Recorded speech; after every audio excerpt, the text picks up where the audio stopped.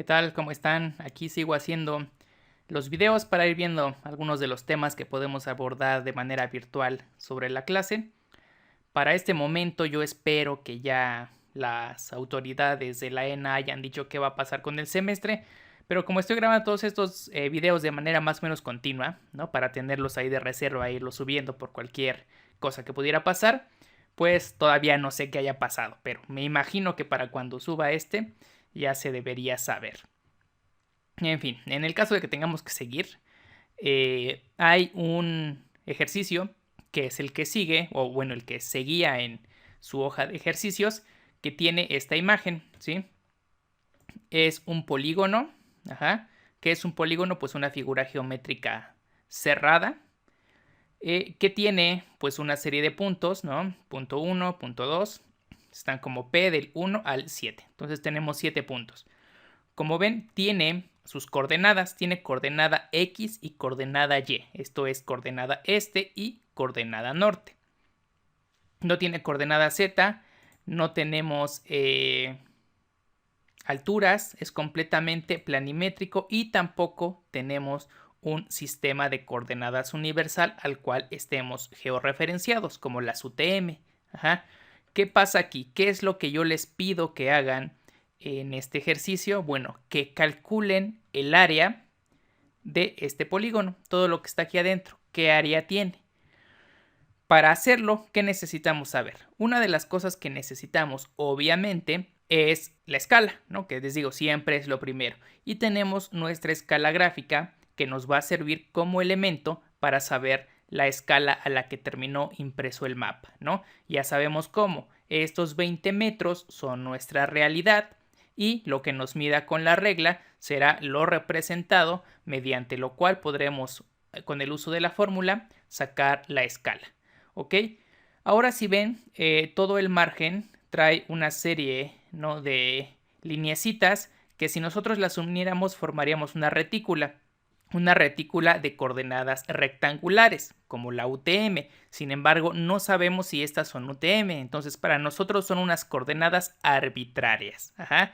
Coordenadas rectangulares, pero arbitrarias. ¿Qué va a pasar con eso? Bueno, yo les estoy dando dos datos, que uno son las coordenadas que se forman al unir todas estas líneas y formar la cuadrícula, y la otra son las coordenadas de cada uno de los puntos. Ajá. ¿Cómo podemos obtener digámoslo, el área interna de este polígono? De tres formas. Uno es mediante triangulaciones. ¿Qué quiere decir esto? Pues que nosotros vamos a dividir esta figura en diferentes triangulitos y después simplemente usando la tradicional fórmula para obtener el área de un triángulo, que es base por altura sobre 2, pues ya obtendríamos la altura de cada uno de los triángulos y después sumaríamos todo. ¿Ok? Eso se puede hacer bien con polígonos que tienen pocos lados, que no son tan grandes y que no tienen lados curvos. Pero ¿qué pasa si nosotros necesitáramos sacar el área, o al menos un área aproximada, de un elemento que es sumamente grande como para dividirlo en pequeños triangulitos y que además tiene líneas o contornos curvos? Por ejemplo, digamos que ustedes están haciendo una especie de trabajo de arqueología subacuática, analizando los restos de alguna iglesia colonial que quedó cubierta por una presa, ¿no? Por el agua que se generó por la cortina de una presa. Entonces tienen que elaborar un plano y ubicar cuál sería la determinación, o determinar cuál sería toda la extensión de ese sitio arqueológico, el cual no pueden topografiar porque está debajo del agua y solo hay algunos pequeños elementos, las partes más altas de los edificios como la iglesia, que alcanzan a sobresalir del agua. ¿Ok? Ustedes además tienen que hacer un pequeño plano y sacar cuál es el área completa que está abarcando todo ese cuerpo de agua. Y obviamente, como el agua va siguiendo las curvas de nivel, pues no genera líneas rectas que podamos triangular tan fácil como en el caso del ejemplo que yo les puse de tarea. Vamos a ver dos fórmulas que nos permiten obtener el área de un polígono, no de manera exacta, pero sí de manera lo suficientemente precisa, tomando en cuenta la rapidez que nos permite hacer esto. Obviamente con un programa de sistemas de información geográfica, y eso se los enseñaré más adelante dependiendo qué pase con el semestre, lo podemos hacer con muchísimo mayor detalle, pero supongamos que no tenemos acceso a eso y solo tenemos nuestro mapita, nuestro lapicito, nuestra regla y nuestra calculadora, pues hay que saber hacerlo. Les digo, les estoy enseñando todo esto a pesar de que hay formas más fáciles ya con la tecnología, porque como arqueólogos debemos saber más de una manera para hacer la misma cosa, porque dependiendo del contexto y las condiciones y pues las herramientas que tengamos en cada uno de los trabajos, que todos van a ser diferentes, pues tenemos que sacar los resultados sin importar que no tengamos la máxima tecnología para hacerlos, que la mayoría de las ocasiones pues va a ser así. Entonces por eso me gusta que tengamos varios métodos para llegar a un mismo resultado, ¿ok? Entonces el primero sería la triangulación. ¿Qué hacemos? Pues formar todos los triángulos que tengamos y sacar base por altura. ¿Cómo sacaríamos cuánto mide la base por la altura? Pues ya lo sabemos. Modificamos nuestra fórmula de la escala para en este caso obtener la distancia real, ¿no? Pero esa no la vamos a ver, esa no la vamos a abordar aquí. Vamos a ver las otras dos. ¿Cuáles son las otras dos fórmulas para obtener un área aproximada de un polígono? Pues son estas dos que vemos aquí. La primera, que sería esa de ahí arriba, se llama teorema de Peake, que se basa en obtener una serie de puntos que quedan tanto al interior del polígono como sobre su perímetro. Entonces, cuando ustedes unan todas las líneas y formen la cuadrícula, algunas de esas intersecciones quedarán dentro del polígono, otras podrían quedar justo sobre la línea y otras quedarían afuera. A partir de esos elementos es que nosotros calculamos una área aproximada del polígono. La segunda es mediante las coordenadas. Si nosotros tenemos las coordenadas de los distintos vértices que conforman el polígono, podemos aplicar esta fórmula y obtener un área un poquito más precisa que con el teorema de Peake, que es algo muchísimo más rápido, pero dependiendo de a qué escala esté la cuadrícula que nosotros tracemos aquí, será la máxima precisión que podemos obtener con teorema de Peake.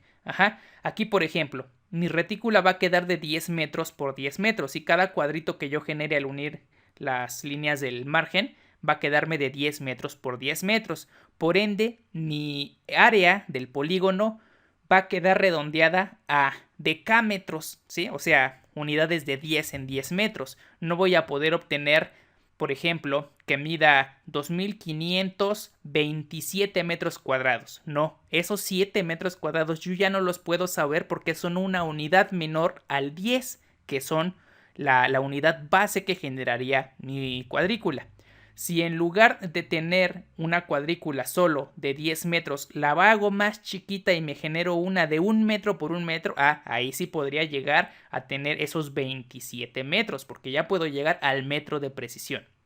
Si en lugar de tener una cuadrícula de 10 metros por 10 metros tuviera una de 50 metros por 50 metros, mi máxima precisión serían 50 metros. Entonces ni siquiera podría yo llegar a esos 27 metros. Tendría yo que irlo redondeando a 0, 50 o 100.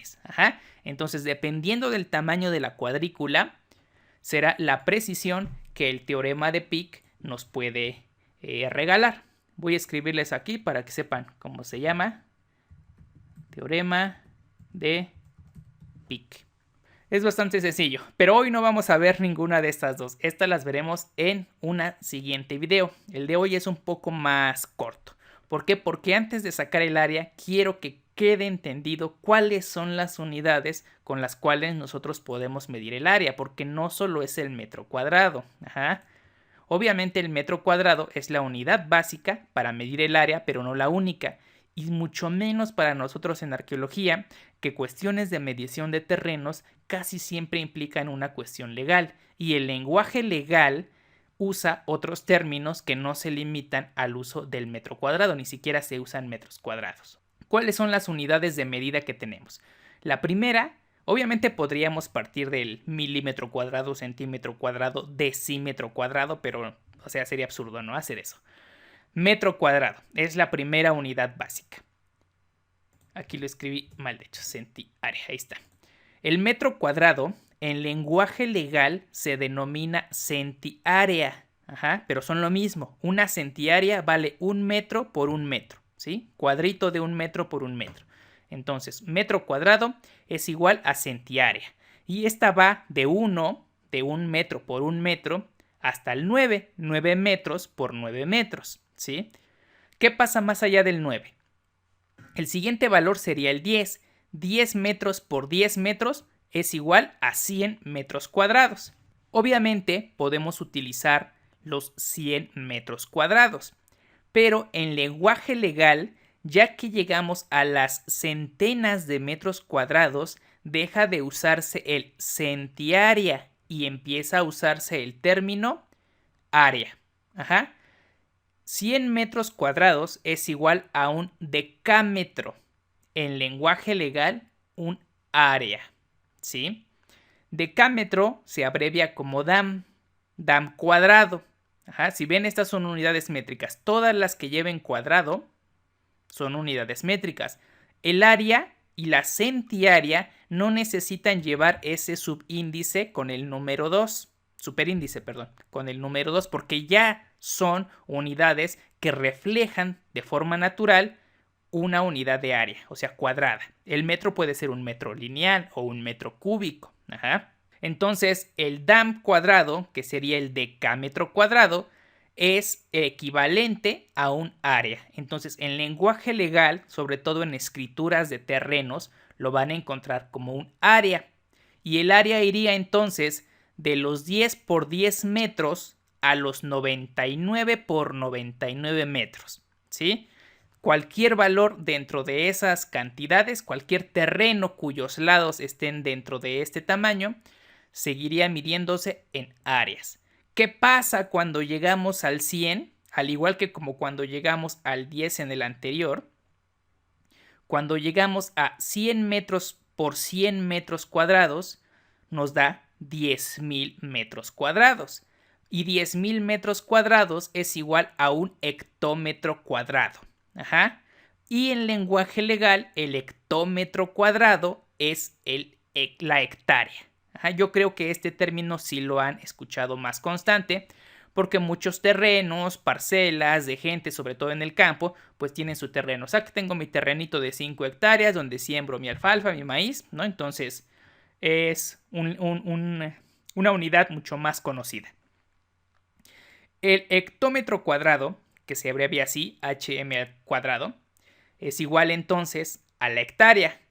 Y va de los 100 por 100 metros, porque ya vimos que 100 por 100 metros da 10.000, en adelante. Ya no hay una medida que sea mucho más grande que las hectáreas. ¿Por qué? Porque difícilmente tendremos terrenos que sobrepasen un tamaño tan grande como eso, ¿no? Podemos tener 100 hectáreas y seguimos trabajándolo en hectáreas. Entonces, la hectárea es como esa unidad máxima de tamaño y la más común al momento de medir terrenos. Entonces, si bien estamos hablando de esto como si fueran cuadros, ¿no? Porque finalmente las áreas se miden en cuadrados, no quiere decir que forzosamente el terreno tenga que medir 1 metro por 1 metro o 10 metros por 10 metros.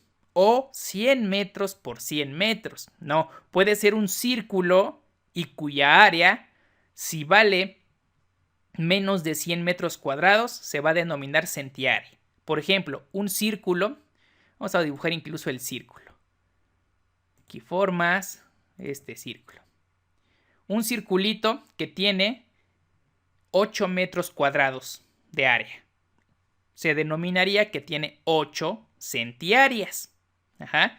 Si el círculo crece más, ya no tiene 8 centiáreas, ya tiene algo que quede a partir de 100 y antes de 10.000, por ejemplo, 5.000.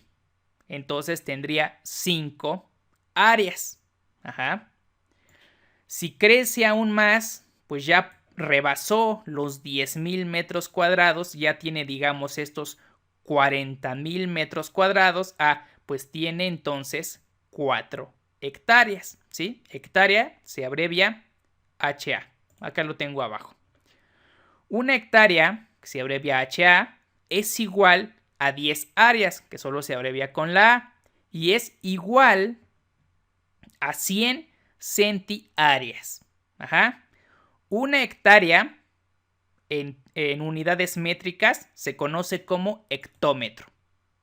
Un área se conoce como decámetro y una centiárea se conoce como el tradicional metro cuadrado. ¿Ok? Entonces son lo mismo.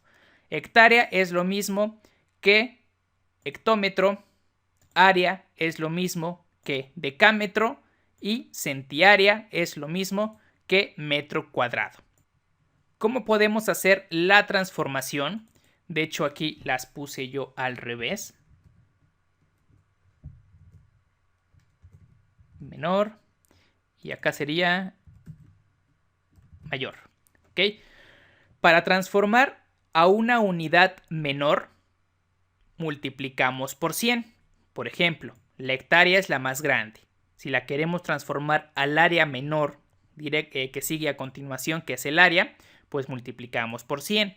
1 por 100, 100. Entonces, una hectárea equivale a 100 áreas. El área menor al área, o al decámetro, sería el metro o la centiárea. Entonces, 100 multiplicado por 100 nos da estos 10.000 metros cuadrados o 10.000 centiáreas. Si queremos hacer lo contrario, pasar de unidades más chicas a una unidad mayor, para transformar de una a una unidad mayor, haríamos lo contrario, dividir entre 100. El área mayor de la centiárea es el área. Entonces, si divido 10.000 entre 100, pues nos da 100. Si quiero pasar a una unidad mayor del área, que sería la hectárea, pues vuelvo a dividir 100 entre 100, pues nos da a 1. ¿Ok? Obviamente, si estoy trabajando con centiáreas, ¿no? Digamos que mi centiárea tiene que estar abajo de los 100 metros. Yo no puedo poner lo siguiente. Déjenme poner la letra más grande, ahí está. Yo no puedo poner que tengo 150 centiáreas, que serían 150 metros cuadrados. Entonces, esto es igual a 150 metros cuadrados. Yo no puedo poner eso, está mal. ¿Por qué? Porque recordemos que a partir de los 100 metros cuadrados ya no se llama centiárea, ya se llama área. ¿Cómo lo diría yo aquí?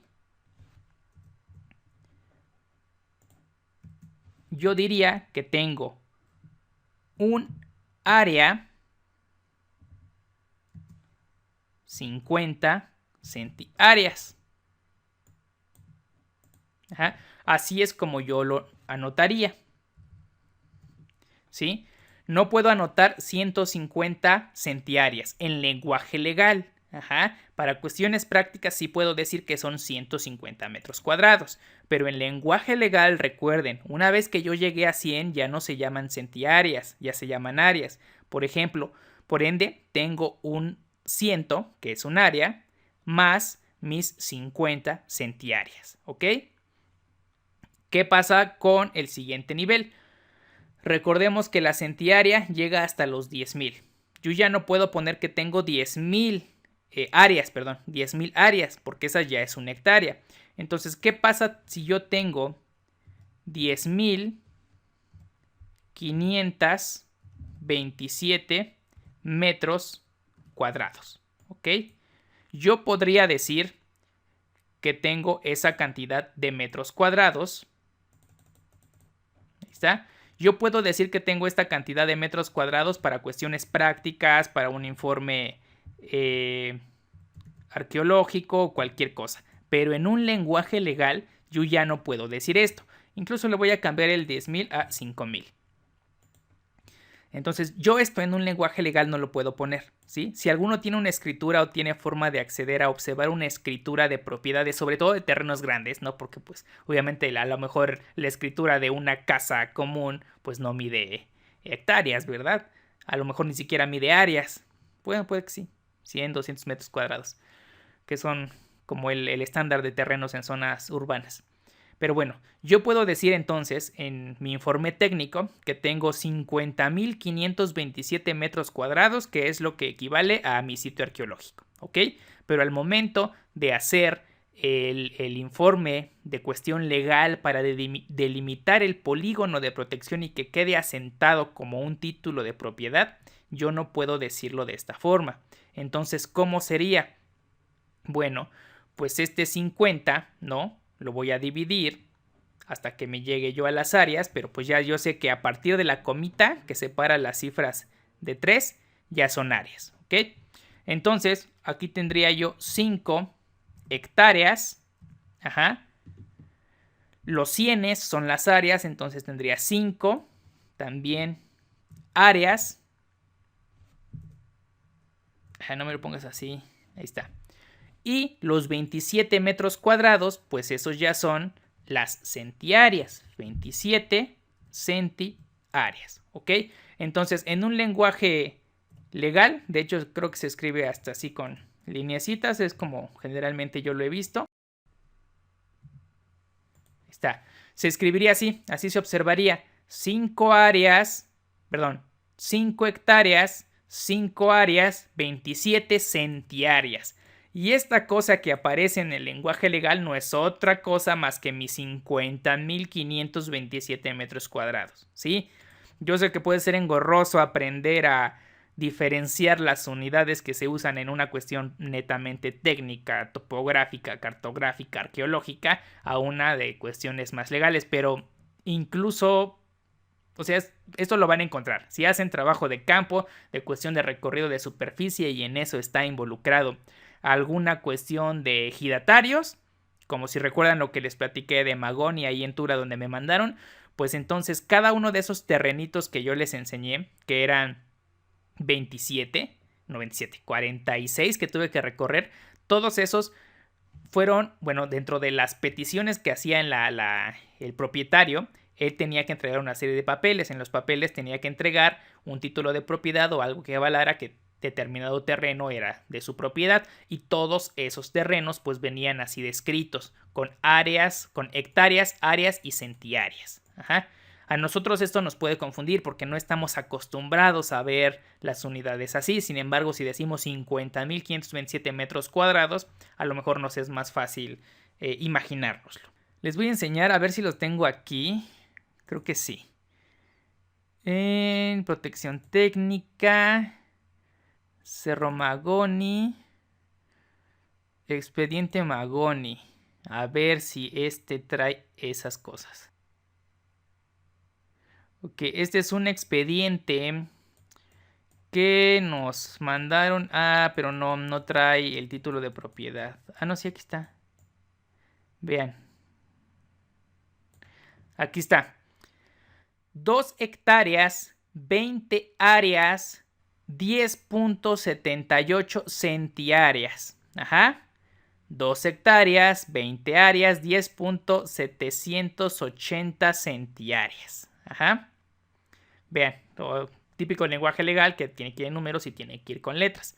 Vean, así les van a aparecer, ¿no? ¿Por qué? Porque esta persona tuvo que justificar que el terreno del cual tenía que mandar supuestamente imágenes, que estas no te sirven para nada cuando estás en terreno. No, porque, o sea, ¿esto qué es? 1000 lugares del cerro se pueden ver así. Pero bueno, en fin, esta cuestión legal está ahí marcada, ¿no? Y aquí te piden, solicito información para saber existencia de vestigios arqueológicos en mi terreno, ¿no? Porque por cuestiones legales, ya habrán visto ustedes en patrimonio y legislación, pues como son de interés público las cuestiones arqueológicas, pues no pueden simplemente construir lo que quieran en sus terrenos, aunque sean suyos, si hay algún vestigio arqueológico. Pero aquí lo pueden ver perfectamente, ¿no?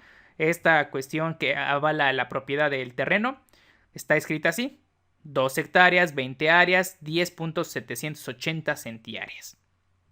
Que no son otra cosa más que, vamos a hacer la transformación.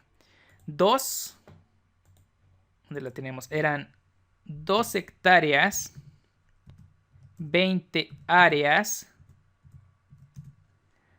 10.78 centiáreas. Los 10.78 ya se quedan así y se convierten a metros cuadrados. Ajá.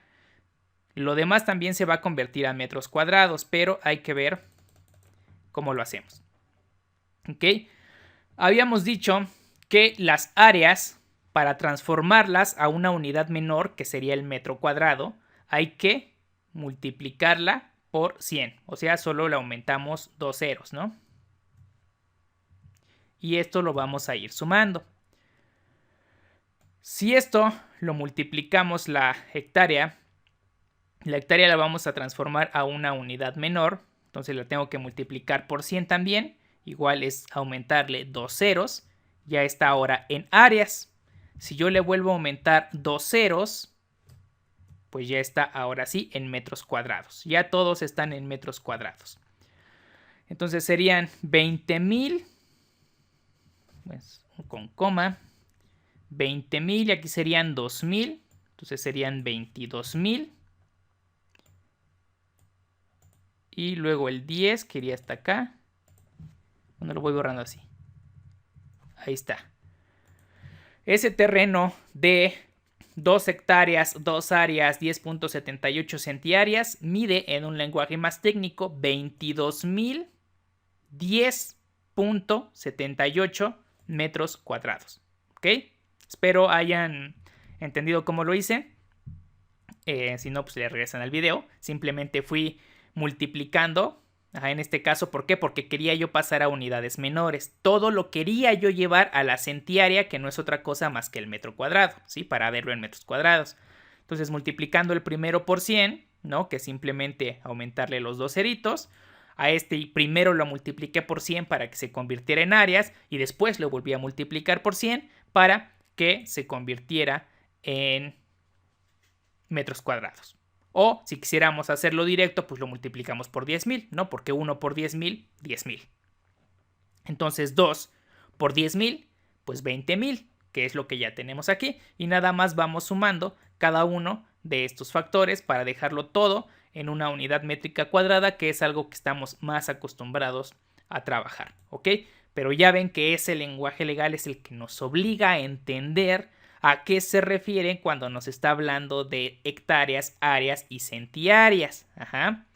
¿Y esto qué tiene que ver? Bueno, que como verán, esto de las áreas, hectáreas y centiáreas está dado en base a si nosotros nos imagináramos una retícula.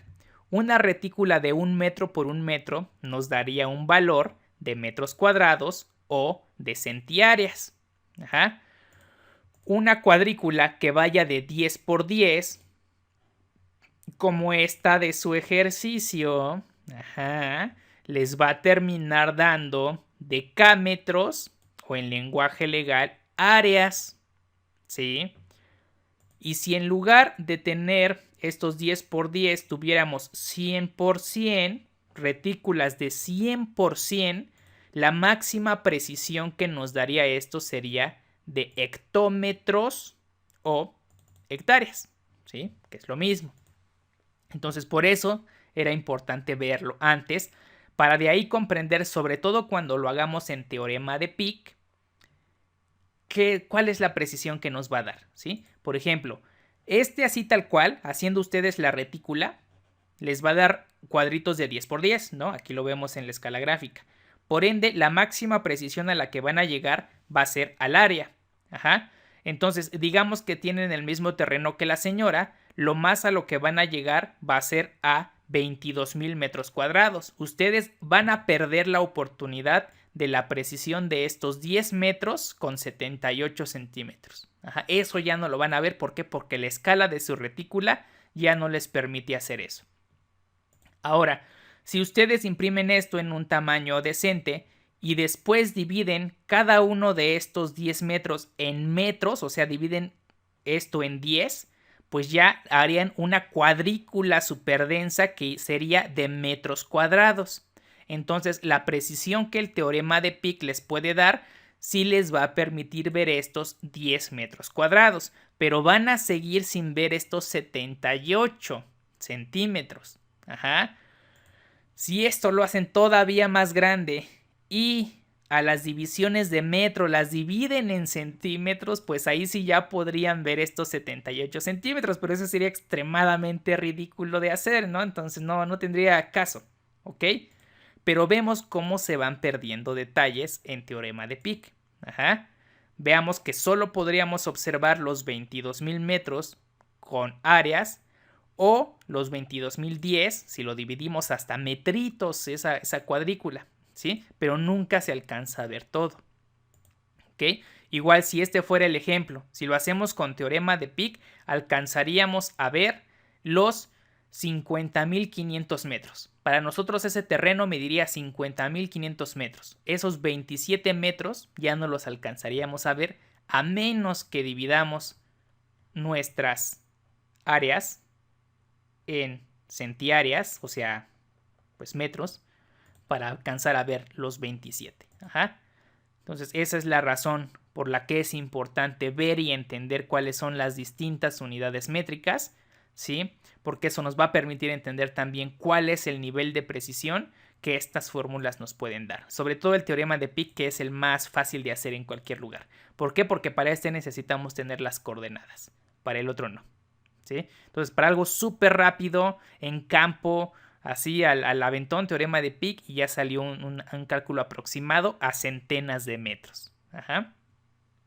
Ya para algo con mayor precisión, pues ya en gabinete, ¿no? Podemos ponernos a sacar las coordenadas de cada puntito y hacer este que nos va a dar una mayor precisión. Y si no, pues obviamente si alcanzamos a ver, pues ya veremos los sistemas de información geográfica que nos permitirían tener la área precisa del polígono a milímetros si queremos, incluso a micras, ¿ok? Pero pues igual eso ya no, esa escala humana ya no es perceptible. Así que bueno, este es el video de hoy, entender cuáles son las distintas unidades métricas, ¿sí? Por última vez lo repito, el metro cuadrado en lenguaje legal se conoce como centiárea. Y puede ir de 1 metro cuadrado a 99 metros cuadrados, ¿sí? Después, el siguiente valor, cuando ya llegamos a los 100 metros cuadrados, ¿ok? No se vayan con la finta de que aquí 9 por 9, 81 metros cuadrados. No, podemos llegar hasta el 99 y siguen llamándose metros cuadrados. Ajá. Esto es tomando el ejemplo de que fuera un cuadrado, ¿sí? Porque el 10 por 10 ya iría acá. Ajá. Ya sería en la siguiente medida, ¿ok? Entonces, el decámetro cuadrado en lenguaje legal es el área, ¿ok? Y va de los 100 metros cuadrados a los 9.999, ¿ok? Cuando llegamos al 10.000 deja de llamarse área y se transforma en el hectómetro cuadrado, que en lenguaje legal es la hectárea, y que empieza de los 10.000 metros cuadrados al infinito, ¿ok? ¿Dudas o cualquier cosa? Pues igual ahí coméntenme, les puedo explicar un poco más personalmente a quienes les haya quedado con dudas, un poco más lento si quieren. Si no, pues tienen la fortuna de que pueden repetir este video tantas veces sea necesario. Así que pues ya nos veremos en el siguiente video en el que vamos a hacer el teorema de Peake para calcular el área de un polígono, que obviamente no va a ser este, ¿no? Este lo tienen que hacer de tarea, pero lo que vamos a hacer es mucho más complejo, así que pues este les va a resultar bastante sencillo. Y después pues usaríamos el siguiente, el de por coordenadas, para ver qué diferencia hay en la precisión de ambos. Por ende, para sacar las coordenadas necesitamos obtener las coordenadas, y para obtener las coordenadas necesitamos sacar la escala, ¿ok? Entonces vean cómo se va acumulando. Recuerden que les dije, a partir de aquí las fórmulas se van usando siempre porque se necesitan de unas para poder generar las siguientes, ¿ok? Entonces nos vemos, espero que todos sigan bien, que no se hayan enfermado, y pues a ver si nos vemos pronto ya, que pues no creo, pero bueno, se cuidan, adiós.